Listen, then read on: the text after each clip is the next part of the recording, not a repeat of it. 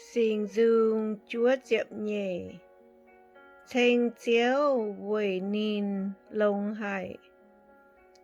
Ô yếm lang chìa nhẹ chiếu miên to chìa bao dung thanh, mây nhẹ mình xê lông hải. Lương đom chun yang mây diệp chúa hám miền. Lương muốn chàn chun yang mây diệp chúa nhẹ nhếu. Lông diệp tiêu phín phát nhẹ trà xỉ. Chào tôm tan pa phiêu tan pa phát phùi dung nhẹ phâu.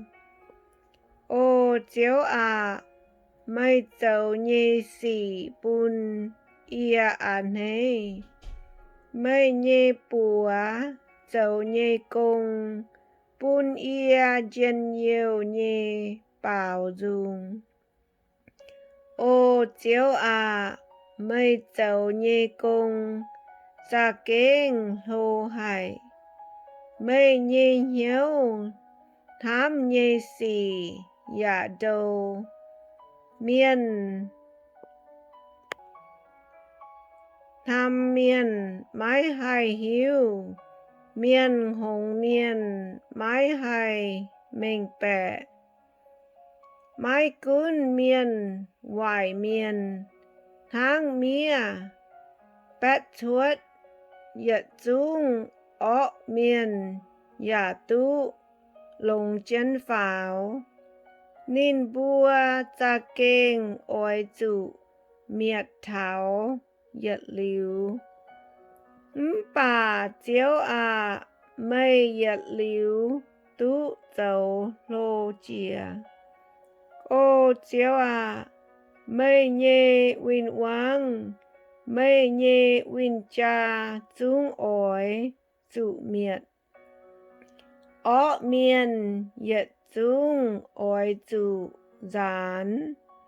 Mây bùn ia hên hăng hìa ngông no.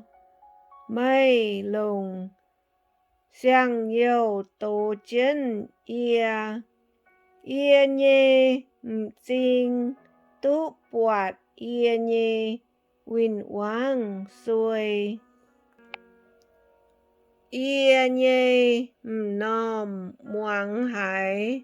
Oi bó ia úa tê ọ miên dụ miệt.